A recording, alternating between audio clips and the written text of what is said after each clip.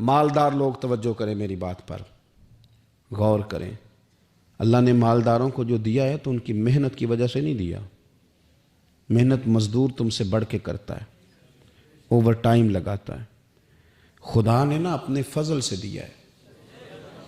میرے ایک بزرگ دوست ہیں، سادے آدمی ہیں، ان کی ایک بات میرے نا دل میں بیٹھ گئی۔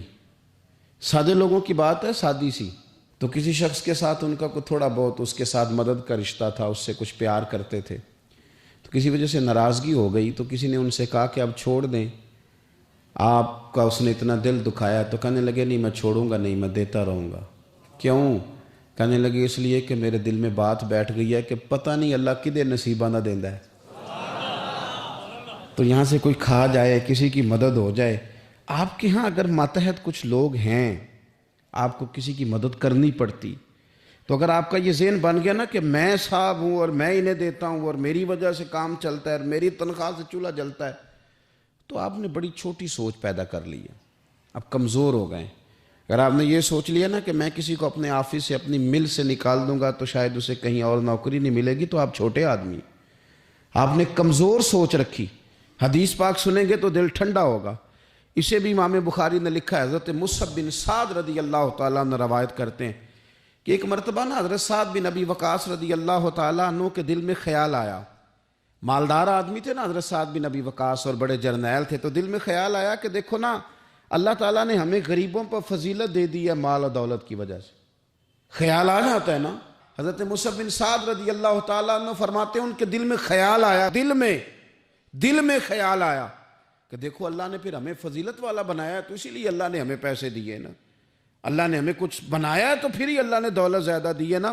تو فرماتے ہیں نبی کریم صلی اللہ تعالیٰ علیہ وسلم نے ان سے فرمایا یاد رکھو تمہیں نا تمہارے کمزور اور غریب لوگوں کے وسیلے کی وجہ سے روزی دی جاتی ہے۔ امیروں تمہیں جو نوازا جاتا ہے نا تو یہ غریبوں کے صدقے، ضعیفوں کے صدقے، کمزوروں کے صدقے، یہ ان غریبوں کے صدقے تمہیں نوازا جاتا ہے، اور پھر تمہارے ذمے لگایا جاتا ہے کہ تم نے زکوٰۃ دینی ہے، تم نے صدقات دینے ہیں، تم نے ان پر خرچ کرنا ہے، تمہیں ان کے صدقے مل رہا ہے، ان کے صدقے۔ ایک سوچ یہ ہے کہ اللہ نے مجھے مال دیا ہے تو کسی وجہ سے دیا ہے، اور ایک سوچ یہ ہے کہ میری فیکٹری میں پتہ نہیں کون سا غریب لوگ ہے جس کی وجہ سے فیکٹری چل رہی ہے۔ ایک سوچ یہ ہے کہ پتہ نہیں میرے آفس میں کون سا ایسا شخص ہے جس کی وجہ سے نظام چل رہا ہے، اور ایک سوچ یہ ہے کہ میں جاگیردار ہوں تو پتہ نہیں کون سا کسان ہے جو میرے پاس کام کرتا ہے تو اس کی وجہ سے اللہ مجھے بھی روزی دیتا ہے۔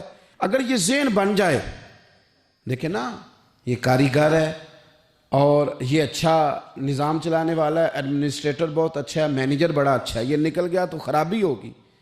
ایک ذہن یہ ہے، اور اگر ذہن یہ بن جائے کہ یہ بندہ غریب ہے، یہ مجبور ہے، یہ تنگ دست ہے، اس کے چھوٹے چھوٹے بچے ہیں اور مجھ سے تنخواہ لے کے جاتا ہے تو اس کا کام چلتا ہے، اگر یہ چھوڑ کے چلا گیا نا تو ہو سکتا ہے جو اس کے ذریعے رزق آتا ہے وہ نہ آئے۔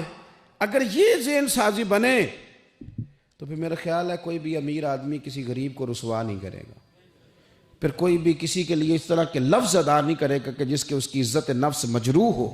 ہم اگر یہ تھوڑا تھوڑا کر کے رویہ اپنے دلوں کے اندر پیدا کرنا شروع کر دیں اور تھوڑی تھوڑی محبت کو بڑھانے لگیں تو آہستہ آہستہ ہمیں محسوس ہوگا کہ ہم کوئی ظرف کو اونچا لے گئے ہیں، ہمارے دلوں کو اللہ نے نرم کر دیا ہے۔